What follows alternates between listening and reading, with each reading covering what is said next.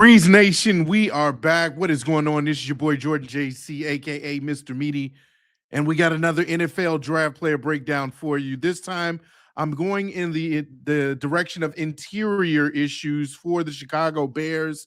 The question on the table today is: can Gracen Halton, the defensive lineman from Oklahoma, address the Bears' interior issues? We know that that's one of the areas of need for the Chicago Bears with certain players moving on. We know Billings is no longer part of the team. There's question marks around can Javon Dexter Jr. actually or senior really be a focal point or a real piece moving forward? Or have we seen the best of him? Will the Bears kind of move him as maybe a rotational piece and not necessarily the centerpiece of that interior? And of course, Shamar Turner coming back from an injury in his rookie season, we don't know what he will bring to the team. And so there needs to be an addition in the draft that will address that interior issue. Of course, we also picked up Neville as well over the offseason in free agency. And so that's a piece that could be there, but he's not someone who is going to address the entire issue of pressure coming from the interior. And so I think that Gracen Halton as a prospect is someone who you might want to keep an eye on, especially in the later rounds, maybe the third, maybe the fourth, with his draft stock rising, as a sleeper pick that will probably do a lot of damage coming into the next level. So let's talk about him. He stands 6'3", 293 pounds. The senior is 22 years old, coming out of Oklahoma. And his 2025 stats last year, he had a decent season, 33 tackles, had a forced fumble, 4 sacks. And as I mentioned, he is projected to go in the 4th round. I believe he had a 4.8 or 4.9 40-yard dash. And so that's pretty good for a player his size at that position. As we know, let's get into some of the strengths. We'll talk about some of his weaknesses and why I think that he will be a very, very good prospect for the Chicago Bears in particular. So, off the back, some of his strengths. Snap anticipation is very good. He gets off the ball before guards can settle their feet. That is something that you can't really, well, you can coach it in a sense, but I mean, just talking about the anticipation, kind of knowing when the hike is going to happen, like that's something that is very good. The last person that I remember that was really, really good at that we picked early, that was a part of the old regime, the old Bears squad, Tommy Harris. As a matter of fact, I believe Tommy Harris came from Oklahoma. I could be wrong about that. I know it wasn't Alex. I think he was actually from Oklahoma. But Tommy Harris was somebody who, man, just had the quickest get off.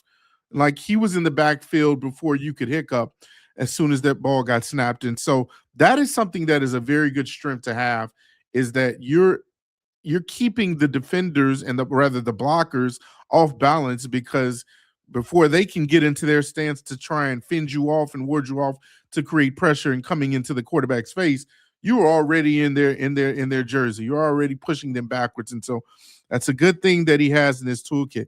Very good swim move that is timed well and clears the shoulder cleanly. And so clearly this is a prospect who has a couple of tricks in his bag when it comes to the pass rush moves. Very good swim move that he can rely on. Possibly needs to work on some other moves as well, but that is one in particular that when you watch his film, he constantly shows it on tape that he anticipates and knows how to get around the guard or the defender very well, the blocker very well. Violent hands that stay busy, very good initial punch that can move linemen backward. I always love a prospect, especially on the defensive line, that is violent hands. You're talking about a player that will not quit. The initial stab or burst is something that he has in his bag, but he can get to a secondary move, especially with the violent hands, the way that he tries to maneuver or manipulate the defender with using his hands. And so that's something that is very good. Even if his initial punch doesn't work, he's someone who can go to a secondary move again and again and again, and that serves him well with trying to create pressure up the middle.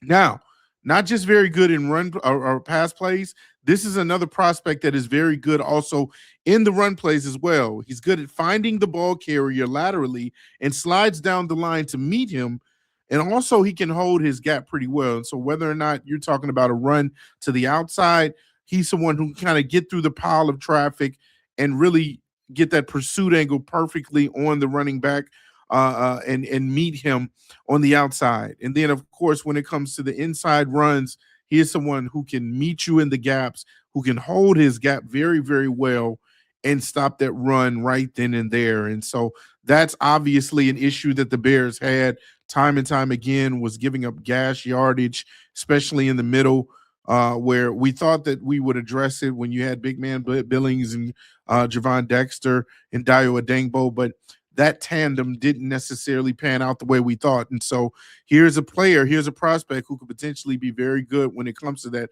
because he's very disciplined in keeping his assignment and his gaps, and he knows how to take the perfect angle to stop the run. And so this is a very dynamic, versatile defensive tackle, defensive lineman who is very good in pass and run plays.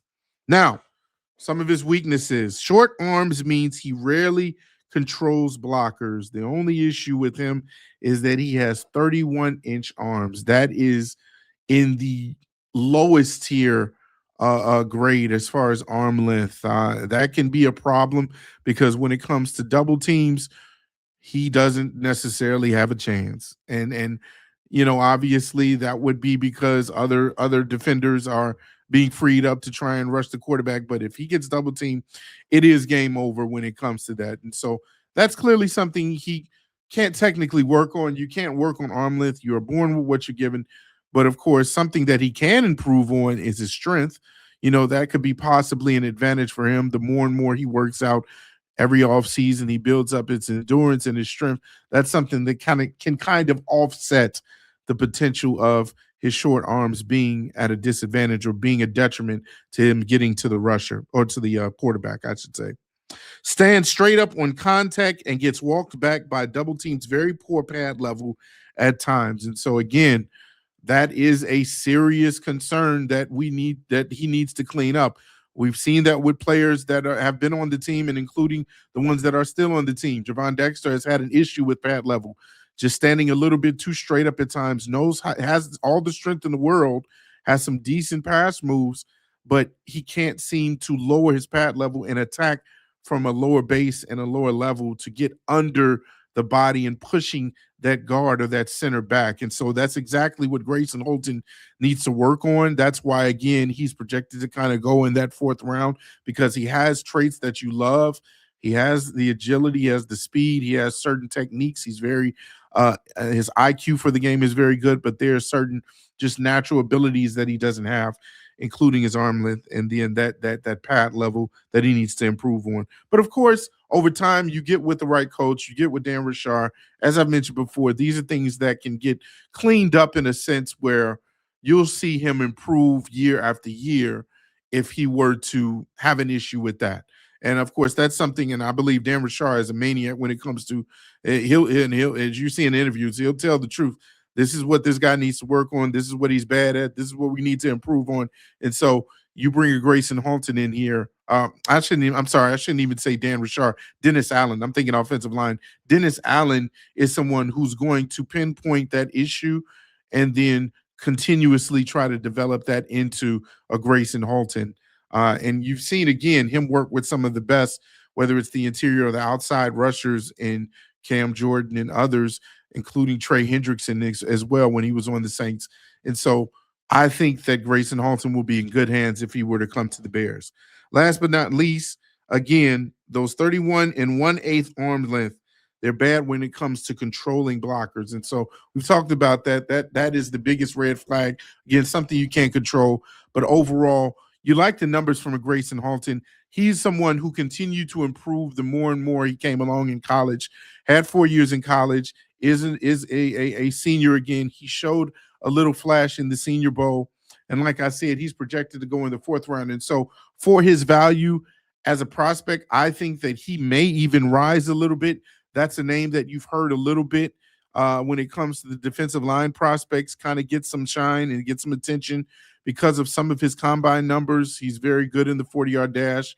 I think that you might be able to even get him in the third round. I think that's probably where he'll settle once draft day, once the draft weekend comes, you would have to probably get him in the late third round. That's where I think he'll settle and be a very good name to draft for the Bears. And like I said, you put him with the Dennis Allen, I think that the sky is the limit for a Gracen Halton. And so, want to get you guys' thoughts on that. And what do you think about a Grayson Halton? Do you think that if we go a different route, of course, we can address, interior early on. We had a mock draft that we went over, me and Pat talking about Field Yates's mock draft when you had Malachi Lawrence, or not Malachi Lawrence, you had Zion Young, of course, more of an exterior, the edge rusher. Then again, you could go Peter Woods. He was still on the draft board. You, of course, got Caden McDonald, who's not necessarily a good scheme fit when it comes to Dennis Allen's defense. There's some names out there that can still be had before the fourth round, but I think if you want to double down and beef up your line, consider the depth. Even if you take a Peter Woods, Gracen Halton as a backup, or even an addition to that line would be really nice in that third and fourth round. And so let me get you guys' thoughts on him as a prospect, what you all think about his potential at the next level. How do you all feel he can address that interior need for the Chicago Bears? Would you go a different route? Is there another prospect you would like for me to break down that maybe I'm overlooking? And as always, I'll be down there with you all in the comment section. I appreciate all the real good conversation we've been having. A lot of good conversation and dialogue lately for all of these different prospects. I appreciate you all putting out names that I might have overlooked that I haven't even heard of yet. And so keep those names coming. Keep those prospects coming. We're going to continuously talk about NFL draft player breakdowns up until the draft, and you'll have it here right here on the Windy City Breeze. I'm your boy, Jordan JC, and I'll see you all next time on the next breakdown. Peace.